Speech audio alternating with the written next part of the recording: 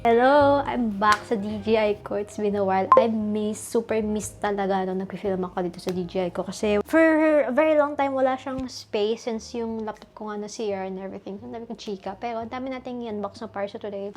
Hindi ko pa nakipakita yung unboxing ko kasi kailangan ko na ng trash can. Yung isang trash can ko dito pang CR. Papakita ko na sa inyo yung ano yung binili ko. Pero super cute niya. And sa Shopee ko lang din mga nabili yan. Medyo grabe yung pag-pack na ito Woo! So, ito yung tsura niya. 15L tall, 15 liters.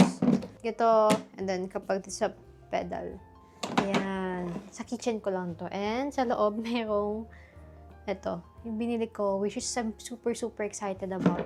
Diba? Super cute. Buti na lang meron daw free na ganito maliit kasi kaya ako din tinik. Kasi ang mostly binili ko is yung plain lang. Gusto ko sana yung may lace. Kaso minsan parang isip ko baka mamaya super cluttered tignan pag madaming nakalagay tapos yung may lace pa. Kaya ito na lang yung sabi ko, shit, free, go. Go na natin to. Pero ang binili ko talaga is small, yung large, and then ito yung medium.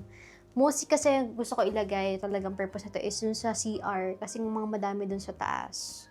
So, bumili ako ng rattan basket na may ganito. And yung small niya is ito, which is siguro pang mga mini something doon.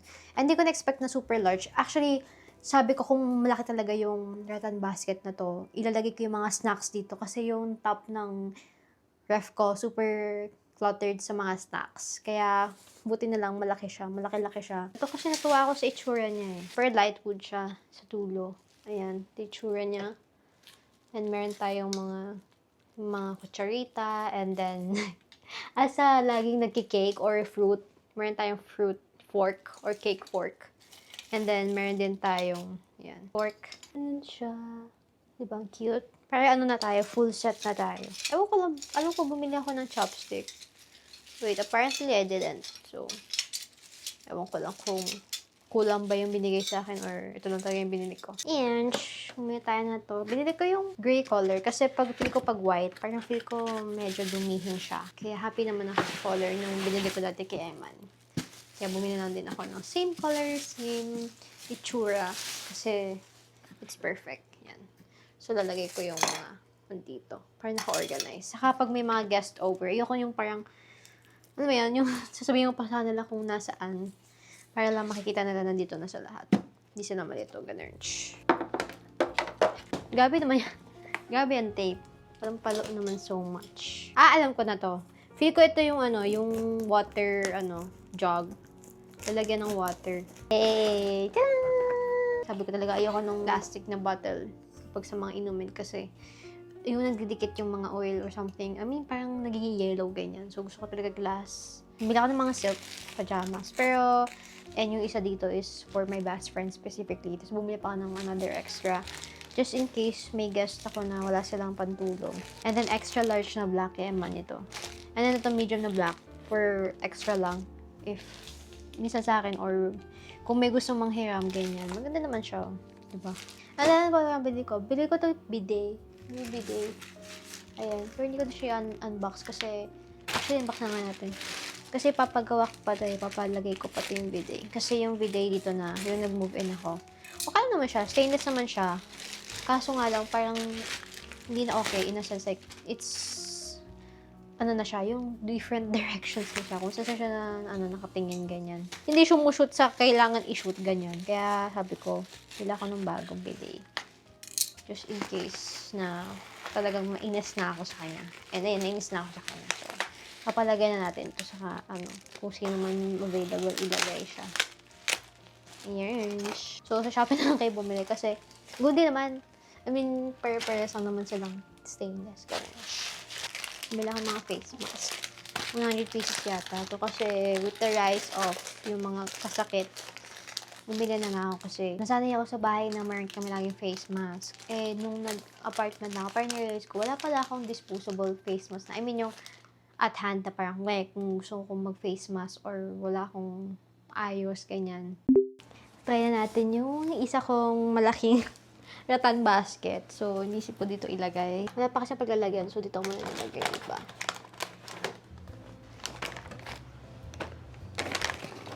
Oh no, parang may madumi. Pero hindi ko kasalanan yun.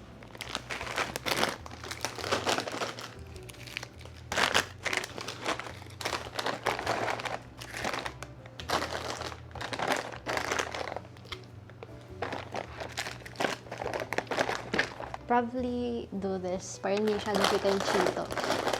Ayan, para mas okay ate.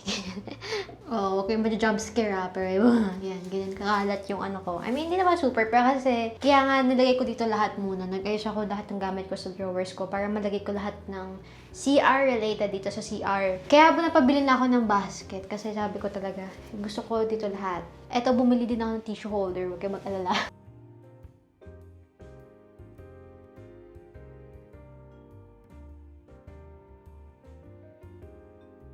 Ayan, di ba? Perfect. Ayan na lang muna yung ginawa ko. Organize naman a little bit.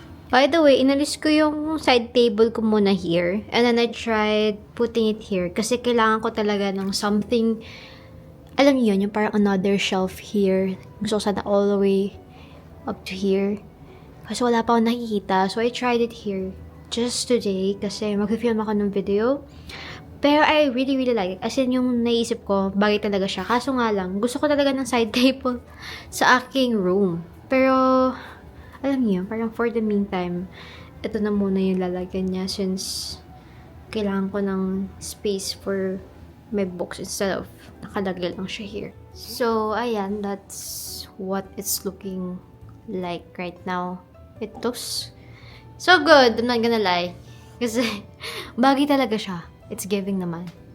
Kasi I really want like a side table talaga here. Maybe I'll just find another one. Pero sobrang still talaga na nakuha ko na itong side table. Kasi sobrang perfect yung ano niya, itsura niya. Diba? And I just have my CDs here because I don't have anything. It's probably what I'm gonna do so far. Yun lang. Actually, pwede ko ilagay itong sinigang ano natin. Tray. And then, ganyan. I mean, we'll see. Let's experiment. Pero, parang hindi pa lang bagay. Lagay mo natin dito ulit.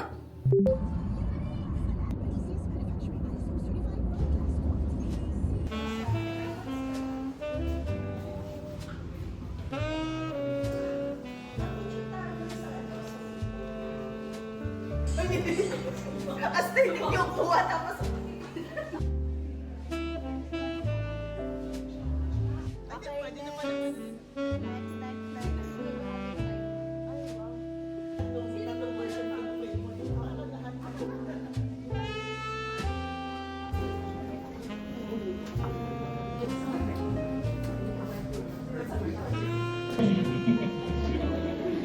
So over the next 3 days, we're gonna be unraveling her journey, her creative processes, and her personal insights.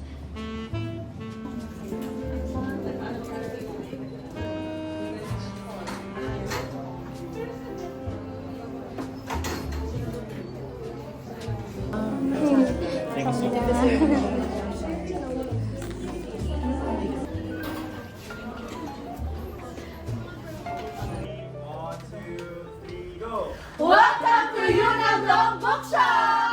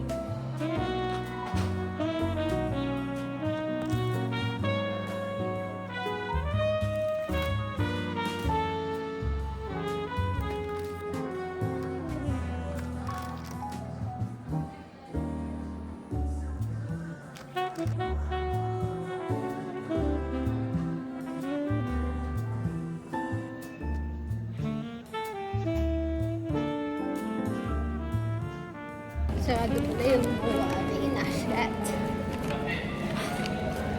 Bigat.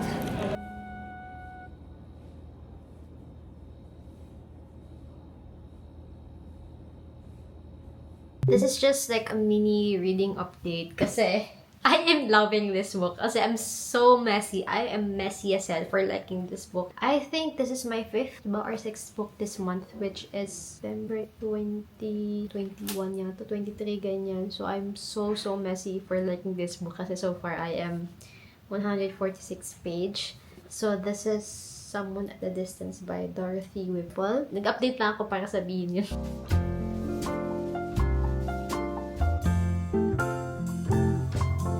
This book. Ewan ko, napapascinate talaga ako sa sa mga libro na parang mayroong affair. I mean, isa sa mga tinatakal is like yung affair on a relationship. And not entirely because like, tututuwa ko or what, but like, how like, yung dynamic ng dalawa if they're going into an affair. Kasi most of the time, it's really just like, guys, nature na yung usual or yung mga boys, I guess, yung hindi marunong talagang maging lalaki, yung gusto na nila yung naghahabol or they have, or specifically in this character, he has a obsessive tendencies, parang meron siyang tendency na pag hindi niya nakuha or hindi niya nasasatisfy yung maybe yung curiosity niya or like something, or when he's hyperfixated on something, he's really obsessed with it. Trip na trip ko yung mga gatong writing kasi it's very fascinating to me na nakakapag-write ka ng ganun tension. Like, I really love when there's a tension in writing between characters, whether in a good way or in a bad way. Kasi it's very, sa akin, intriguing. Like, it gets me going to read pa. I think this is one of like my concerns with Wuthering Heights. I really wanted that tension in a sense, like yung simula nila, paano sila nagsimula, paano sila naging obsessed with each other, and hindi lang yung dahil naging childhood sila. Ellen is so naive. Hindi naman sasabi kong kasalanan niya kasi an affair, syempre, is a choice between the two people. Pero like, may mga instances lang na parang ba't niya ginawa yun, hinayaan niya yung ganun kasi parang she's actually pushing it. Pero again, choice naman dalawang characters, especially her husband, to actually, kung dahil lang may opportunity, talagang nag-grab mo na. So,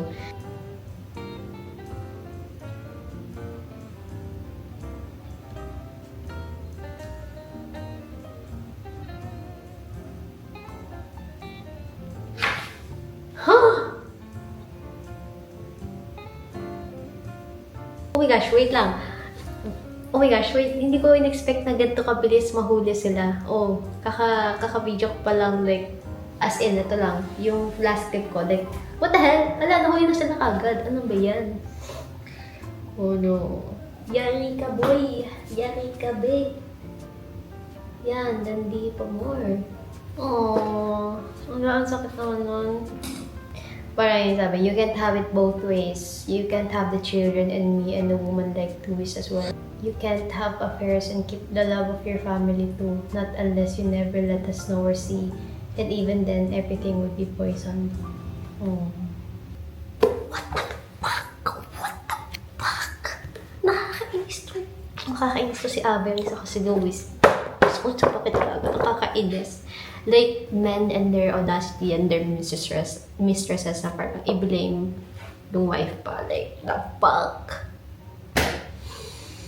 Nagigigil pa ako sa reaction nila. Parang bang wala silang pagsisisi naman so much. Yun pa, may note pa siya na, since you insist na paalisin na si Elle, I have taken her to find a room somewhere.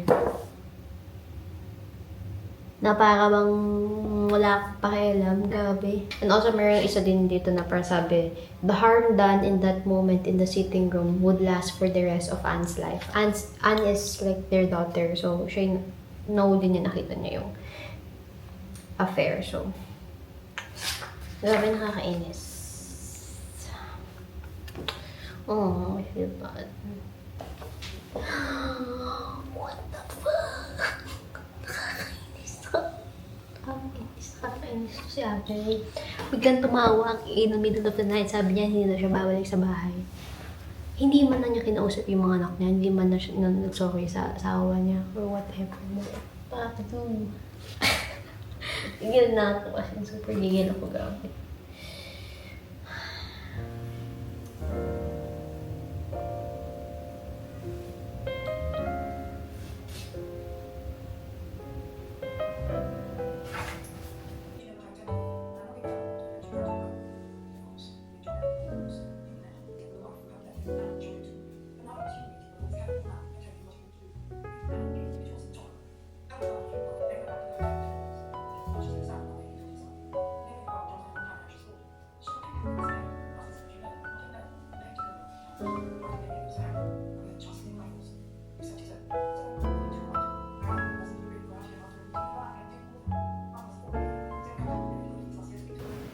At last, nagkaroon din ng confrontation na bigla kay Hugh, yung pangalan nilang lalaki, and kay yung tatay nila, basically si Avery, yung pangalan niya. So, bigla na siya pumunta sa office ng tatay niya, sabi niya, i-cancel mo na yung Cambridge ko na school kasi I could not work with you here.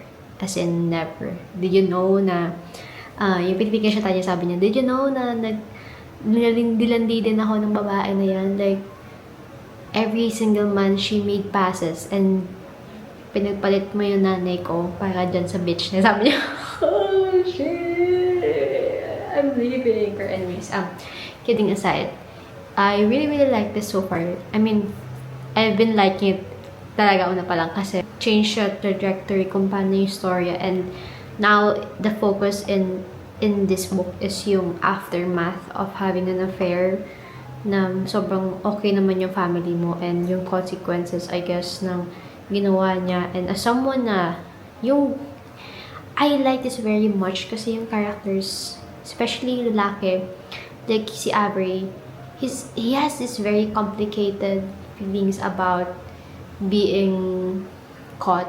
Parang, hindi siya yung typical na parang, okay, sige, mas mahal ko itong babae. He's actually not coming back because of shame and pride. Parang, he knows it himself na parang yung ginawa niya. So, he could not bear to face his family na parang ganun type. Not because he loves the mistress so much that hindi na siya, or parang sobrang bulag siya, ganyan.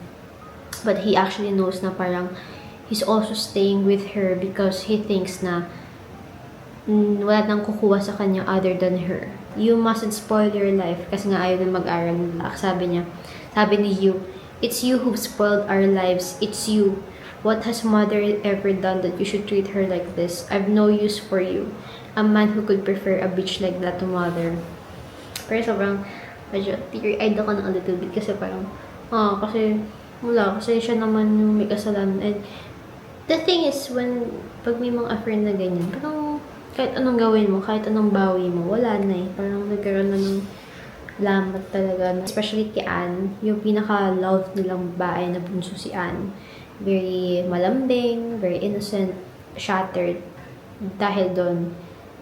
So, parang nagkaroon na siya ng switch. Nagkaroon ng switch kay Anne sa kanya. And every single man, she just sees every man na untrustworthy. We'll manage without you, sabi ni Hugh. Sabi niya, we loved you.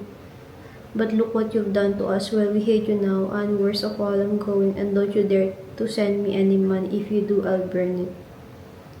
Aww. Aww. Aww. I really like this book. As in, 280 pages, I think I'm gonna rate it 5 stars. Sobrang ganda niya. I mean, not in like thrilling way or what, pero like yung kung paano tinatakil yung yung basta ang ganda. I really like it. Dun, dun. Oh no.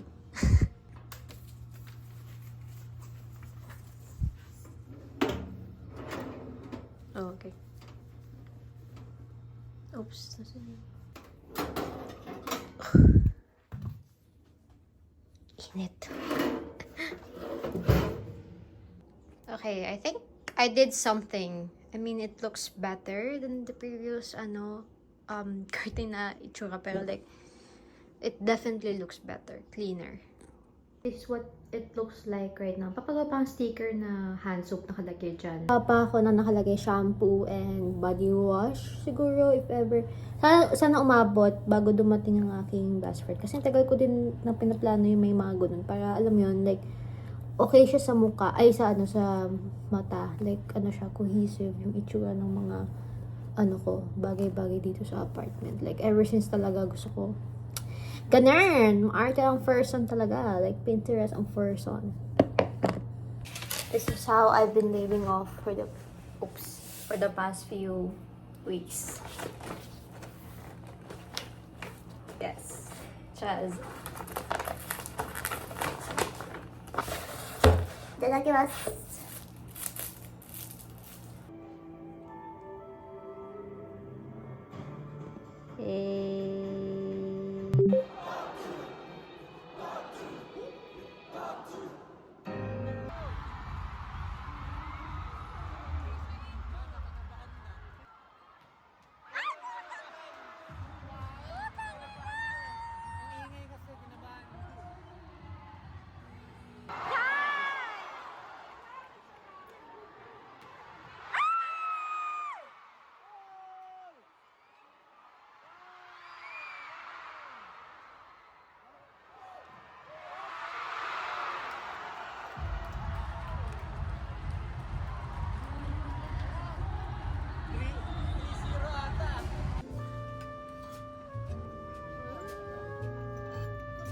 Pusit daw, mami.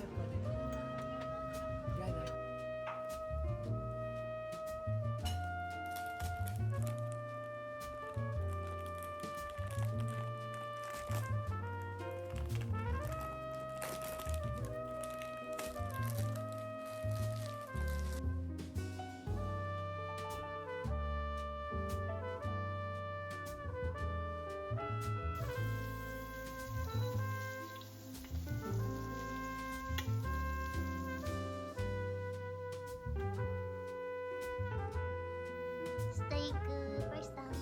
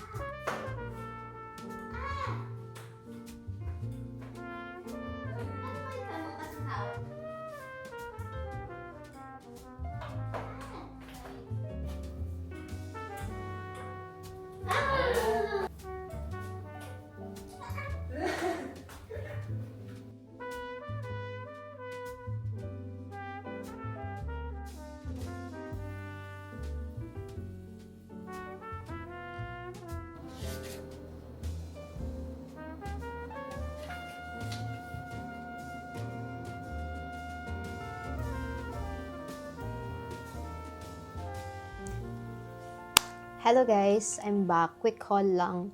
Gamit yung phone lang natin kasi it's already 12 a.m. and kakagalan na namin sa family bonding. It's actually been a while since nagkaroon ng weekend get together yung family ever since na nag-boat ako. Hindi na masyado kasi naglalabas-labas ganyan. Sinusuot ko kasi red touch. Anyways, I'm really, really, really, really happy sa purchase ko today. Ay, mga kapatid ko, nagpa-derma lang sila. So, ako, nagstay na lang ako sa mall. So, while we're at it, ito yung mga binili ko. Ito yung Driver Flow Over the Bones of the Dead by Olga Tokarczuk. Hindi ko alam kung anong pronunciation name niya. Pero gusto ko talaga yung blue. Ano ba yung publisher yun? Basta nakalimutan ng publisher na parang isa sa mga unang nag-publish yata ng works niya. And I've been wanting to read her works kasi sobrang celebrated siya ngayon. Kasi we also have Seishi Yokomizo's The Inugami Curse. This is, I think, the third book yata ng The Honjin Murders. Wala pa yung Honjin Murders ko kasi bumili ako sa Empire Bookstore kasi thinking na wala na to ever sa fully book kasi nakita ko yung online nila. Sold out lahat. So, naisip ko na lang bigla na, wala na siguro talaga to sa any branch. Kasi usually, syempre parang, ba't ka na magsasabi na sold out kung meron pa sa mga ibang branch? Baka, ewan ko kung yung panay stocking system nila. So, binili ko na tong Inugami Curse. Kasi I think this is one of the most famous na work dito sa Hojin Murder. And I believe ito yung nag-inspire kay sa creator ng Detective Conan. Bumili ako sa National kasi 25% off yung ano nila, yung mga books, like most of the books. Parang lahat naman. Tapos meron pa ako natitirang sulit coins kasi naggumawa ako ng video for National. Binigyan nila ako ng sulit coins as a payment. So, ginamit ko siya pangbayad this past few weeks. Ginagamit ko yung points na yun pangbayad sa mga national kong run. So, buti na lang kanina, may nakita na ako. Ito yung Candido's Apocalypse ni Nick Joaquin. Hindi ko alam, ito pa yung first Nick Joaquin ko. Ay, hindi ata. Parang may poems and prose ata ko niya. Pero gusto kong explore sana yung ano niya, yung story niya. And nag-ano na lang ako yung pinakamanipis kasi try ko pa lang naman siya. Lagi ko nakikita on the road. Nakita ko na to sa MIBF, pero ang pangit, sobrang pangit tong copy. So, hindi ko nagamit yung sulit coins ko for MIBF. Buti na namin, nakita na ako ng gandang edition na on the road sa National. And then, bumili lang ako ng mga sewing kits, saka, ito dito? Something. Basta yung pin for yung curtains kasi nga super haba niya. Pumunta pala ako ng Nitori saka ng Angko. Actually, yung family bonding hindi naman siya planado kasi plano namin na pumunta sa Nitori saka sa Angko. Kasi yung Angko, bibili talaga ako ng vanity chair. Ewan ko ba't wala yung nila, yung parang pabilog na storage. Tapos, pumunta din kami doon kasi, pumunta din kami for the weekend para tumingin ng mga gastro people, gastro doctors, ganyan. And ito na yung binili ko sa Nitori. Gusto ko talaga stainless. Stainless talaga gusto ko kasi nga parang yun yung vibes natin. Kaso, kami naman, okay naman sa mahal. Like 1.4, ganyan. Yung nabili ko, yung parang kay Emani, same lang yung black. Bumili ako ng measuring spoon na stainless. Yes! Para lang just in case na mag-start na tayo sa sa mga kung ano man trip ko sa buhay gawin dito. Sa mga baking, ganyan. And then, yung sponge holder. Kasi, naiirita talaga ako sa itsura ng sponge. I mean, kapag nandun lang sa So, ayan. Nabili natin sa Nitori. And then, yung sa Angko, ang binili ko lang naman is dalawang lalagyan ng pagkain. Kasi nisip ko kapag magkukook ako, tapos ilalagay lang sa ref para maiinit ko lang sa oven if ever. Parang ready meal, ganun. Kasi, most of the time talaga, ginagawa is yung lunch, yun na din yung dinner. So, parang mas madali lang. Yun na yung binili ko. Wait a minute, nakalimutan ko ipakita kasi parang may bazaar to. Bibenta siya ng mga painting, ganyan. And nakita ko to, wow! Tuntua ako dito. And hindi ko alam kung saan i-display to. Probably sa bookshelf or any part of the apartment. Pero, I finally have I guess it's my first talagang local artwork. So, tuwan-tuwa ang first one. And I don't know kung paano siya i-frame if ever. Pero I'm just keeping it like this for the meantime. So ayun naman ang ating haul for today. I'm very, very happy sa ating books. Ayan. Ayun lang naman. Thank you so much. Good night. Kasi anong oras na. Hinal ko lang to para talagang ma-take away. Malagay na natin sa kailangan nilagay.